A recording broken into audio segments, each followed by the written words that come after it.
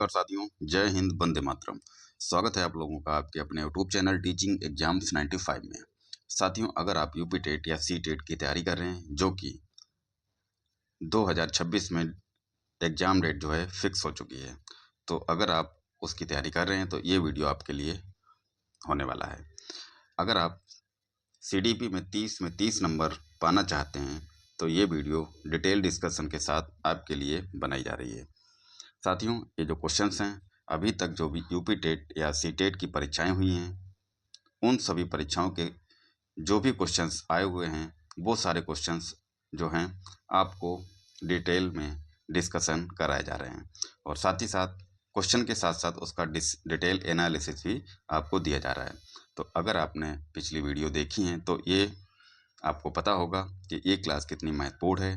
ठीक है, और अगर पिछली वीडियो नहीं देखी हैं तो ज़रूर देखें। तो चलिए स्टार्ट करते हैं बिना किसी देरी के। लास्ट जो हमारे क्वेश्चंस थे साथियों, 49 नंबर क्वेश्चन तक कवर हो चुके थे। ठीक है, अब जो है आज का टॉपिक है हमारा गर्भावस्था की विशेषताएं। यहाँ से जो भी प्रश्न बनते हैं वो सारे क्वेश्चंस कवर कराए जाएंगे। साथियों, मैं आपको बताना चाहूँगा, ये जो क्वेश्चंस हैं टॉपिक वाइज क्वेश्चन चल रहे हैं। हर चैप्टर के जितने भी परीक्षाओं में प्रश्न अभी तक पूछे गए हैं चैप्टर वाइज, वो सारे क्वेश्चंस डिटेल से डिस्कस कराए जा रहे हैं। तो वीडियो इम्पोर्टेंट है, आप देखेंगे तो आपको निश्चित ही इसका फ़ायदा मिलेगा। तो चलिए स्टार्ट करते हैं बिना किसी देरी के। हमारा जो 49 नंबर क्वेश्चन था वो कवर हो चुका था पिछली वीडियो में। आज हमारा 50 नंबर का क्वेश्चन है और गर्भावस्था की विशेषताएं। गर्भाधान से बालक के जन्म तक की अवधि को क्या कहा जाता है? इंपॉर्टेंट क्वेश्चन है साथियों। गर्भाधान से बालक के जन्म तक, यानी कि गर्भाधान से जन्म तक का जो पीरियड है, इस पीरियड को क्या कहा जाता है? तो किशोरावस्था, बचपन, प्रसव पूर्व काल या फिर वयस्कता। तो साथियों, ये जो काल होता है इसको प्रसव पूर्व काल कहते हैं। तो ऑप्शन सी हमारा करेक्ट आंसर। और ये देखो एमपी टेट में प्रश्न पूछा गया है। ये इसका डिटेल देखते हैं। गर्भाधान से बालक के जन्म तक की अवधि को प्रसव पूर्व काल कहा जाता है। क्या काल? प्रसव पूर्व काल। सामान्यतः प्रसव पूर्व काल की अवधि 10 चंद्रमास अथवा 9 कैलेंडर मास अथवा 40 सप्ताह अथवा 280 दिन का होता है। 280 दिन भी देखने को मिल सकता है। ठीक है, 10 चंद्रमास भी, 9 कैलेंडर मास या फिर 40 सप्ताह भी आपको देखने को मिल सकता है। तो सारे ये जो कीवर्ड हैं इनको आपको याद रखना है। ठीक है, आगे देखिए। परंतु कभी कभी इस अवधि में अंतर भी हो सकता है। प्रसव पूर्व काल के 3 कालखंड जैसे कि डिंबावस्था है, पीरियड ऑफ ओवियम, पीरियड ऑफ ओवियम। दूसरी है पिंडावस्था, पीरियड ऑफ एम्ब्रियो, यानी कि पिंडावस्था, और भ्रूणावस्था, पीरियड ऑफ फेटस। ठीक है, इसमें बांटा जा सकता है। चलिए अगले क्वेश्चन की तरफ चलते हैं।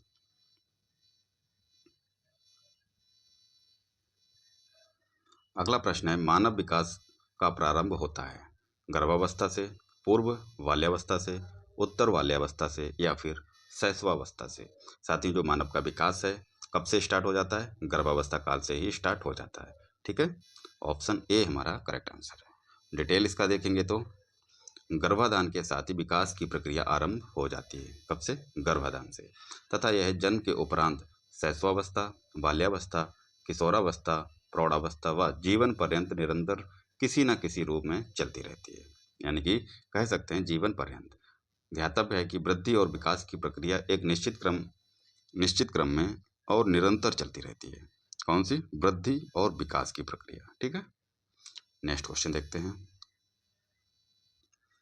विकास शुरू होता है कब से शुरू होता है? पूर्व प्रसव अवस्था में, शैशवावस्था में, पूर्व बाल्यावस्था में या फिर उत्तर बाल्यावस्था में। ये DSSSB असिस्टेंट नर्सरी टीचर और सी टेट दोनों में प्रश्न पूछा जा चुका है। तो विकास शुरू होता है कब से? शुरू होता है पूर्व प्रसव अवस्था से। ऑप्शन ए हमारा करेक्ट आंसर है। इसका डिटेल जो है पिछले क्वेश्चन में हम लोग कर चुके हैं। अगला क्वेश्चन देखते हैं। गर्भस्थ शिशु में संवेदनशीलता का विकास प्रारंभ होता है सिर से, पैर से, हाथ से या संपूर्ण शरीर से। तो गर्भस्थ शिशु जो होता है उसका जो संवेदनशीलता का विकास प्रारंभ होता है कब, कहाँ से शुरू होता है? सिर की तरफ से। ठीक है, सिर से पैर की ओर विकास होता है। ऑप्शन ए हमारा करेक्ट आंसर है। अगला क्वेश्चन है, गर्भ में बालक को विकसित होने में कितने दिन का समय लगते हैं? तो गर्भ में बालक को विकसित होने में कितने दिन लगते हैं? 150, 280, 390 या फिर 640। तो 280 दिन लगते हैं। ठीक है, कितना समय? 280 दिन। तो इसको 40 सप्ताह भी कह सकते हैं। जन्म पूर्व काल की अवधि 40 सप्ताह अथवा 280 दिन का होता है। ठीक है, पिछले क्वेश्चन में ये चीज़ हम लोग डिस्कस कर भी चुके हैं। जन्म पूर्व काल को 3 कालखंडों में विभाजित किया गया। कौन कौन सी? डिंबावस्था यानी कि पीरियड ऑफ ओव्यूम, पिंडावस्था पीरियड ऑफ एम्ब्रियो और भ्रूणावस्था पीरियड ऑफ फेटस में बांटा जा सकता है। ठीक है, नेक्स्ट क्वेश्चन, निम्नलिखित में से क्या जन्म से पूर्व होने वाले विकास को नकारात्मक रूप से प्रभावित नहीं करता है? नहीं पूछा गया है, ध्यान दीजिएगा।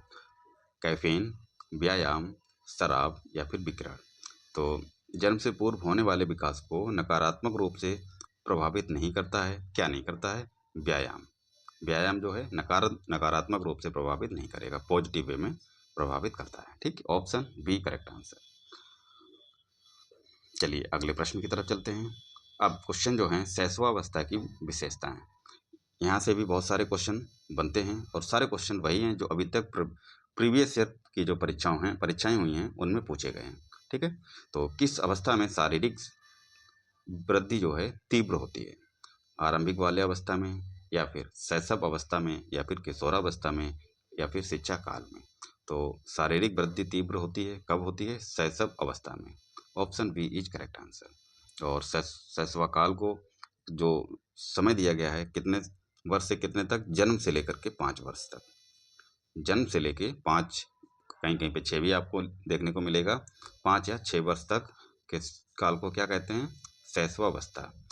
तो आगे देखते हैं की अवस्था शैशव अवस्था कहलाती है। शैशवावस्था में विशेषकर जन्म से लेकर 3 वर्ष की आयु होने के दौरान शारीरिक विकास की गति अत्यंत जो है तीव्र रहती है। कब से कब तक? जन्म से लेकर के 3 वर्ष तक बहुत ही ज़्यादा तीव्र रहती है। अगला क्वेश्चन देखते हैं, शैशवावस्था की मुख्य विशेषता क्या नहीं है? नहीं, ध्यान रखना है, नहीं पूछा गया है। सीखने की प्रक्रिया में तीव्रता, क्या ये विशेषता नहीं है? जिज्ञासा की प्रवृत्ति, क्या ये विशेषता नहीं है? अनुकरण द्वारा सीखने की प्रवृत्ति, या फिर चिंतन प्रक्रिया? तो ये हमारा ऑप्शन डी करेक्ट हो जाएगा। चिंतन प्रक्रिया जो है विशेषता नहीं है। ठीक है, बाकी सारी विशेषताएं हैं। अगला प्रश्न, शैशवावस्था में बच्चों को क्रियाकलाप डॉट होते हैं। क्या क्रियाकलाप? मूल प्रवृत्त्यात्मक, संरक्षित, संज्ञानात्मक या फिर संवेगात्मक? तो शैशवावस्था में बच्चों की क्रियाकलाप जो है कैसी होती है? मूल प्रवृत्त्यात्मक होती है। ऑप्शन ए हमारा करेक्ट आंसर है। अगला क्वेश्चन, अच्छा इसका डिटेल भी देख लेते हैं, कुछ लोगों को कन्फ्यूजन रहा होगा। सामान्यतः 0 से 6 वर्ष तक की अवस्था बालक की शैशवावस्था कहलाती है।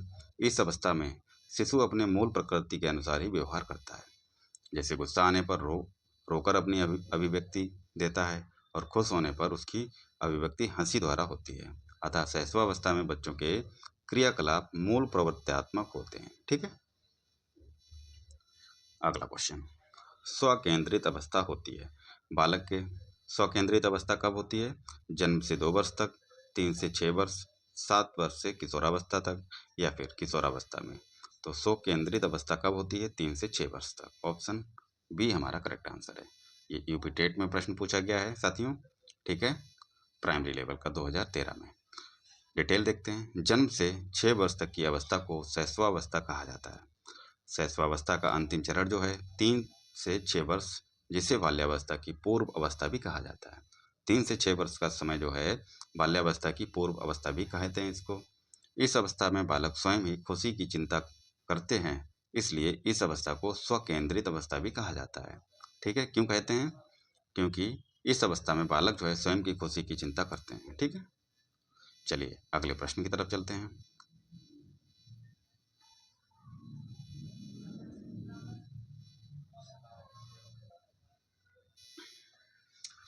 शिशु डॉट की उम्र तक अजनबियों से झिझकना या शर्माना विकसित करते हैं। यानी कि शिशु जो है किस उम्र तक अजनबियों से झिझकना या शर्माना विकसित करते हैं?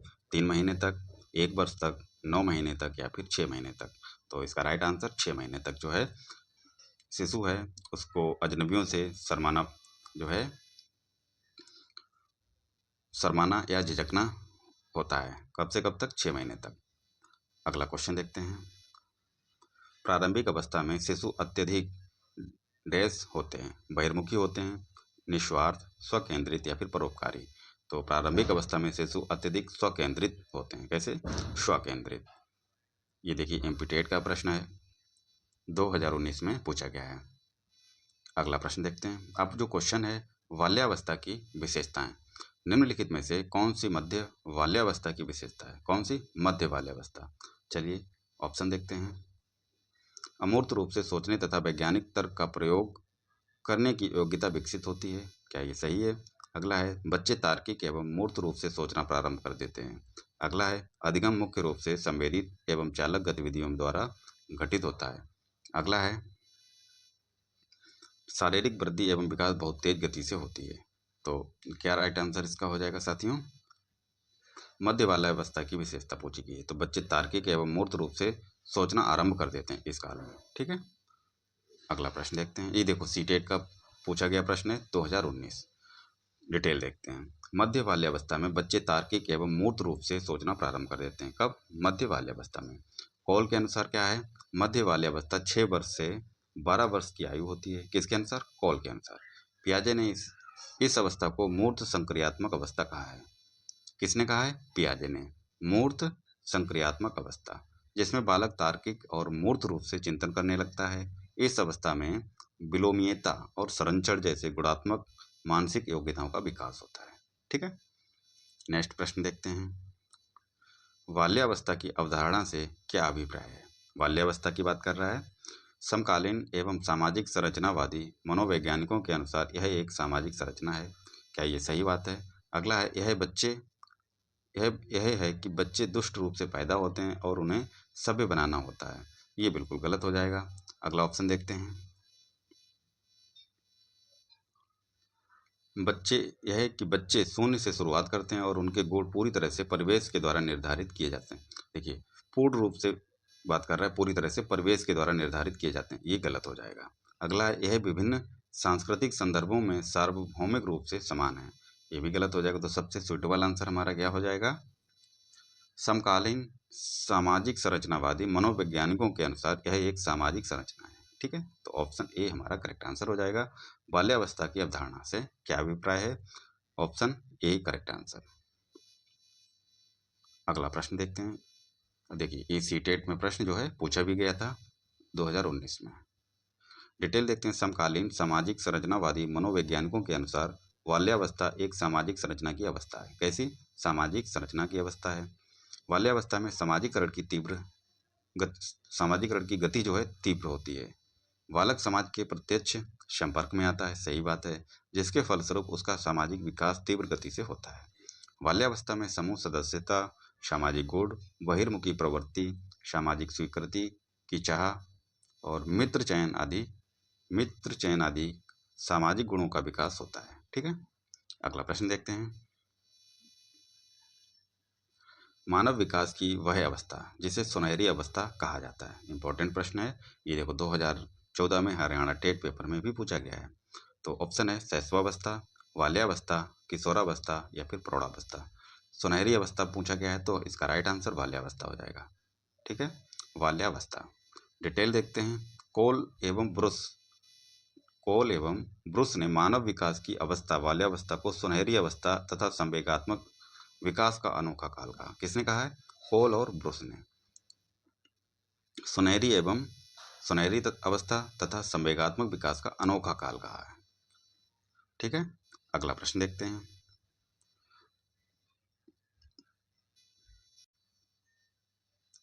निम्नलिखित में से कौन सा विकास उत्तर बाल्यावस्था के लिए उपयुक्त नहीं है? उत्तर बाल्यावस्था के लिए उपयुक्त नहीं, ये पूछा गया है। साधारण खेलों के लिए शारीरिक दक्षता अधिगम आवश्यकता है। अगला है, एक पुरुष या स्त्री की सामाजिक भूमिका प्राप्त होती है।